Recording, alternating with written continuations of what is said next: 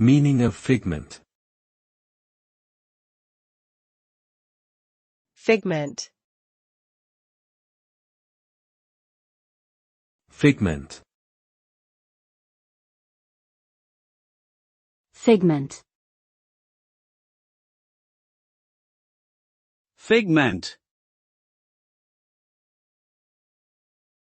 The word figment refers to something that is imagined or invented, rather than something that is real or based on fact. It can be a product of one's imagination or a false belief in something that doesn't exist. Figments are often used in creative writing and storytelling to represent characters or events that are not based on reality. In essence, a figment is a mental creation that may or may not have any basis in reality. It is a term used to describe anything that is invented or imagined by a person's mind.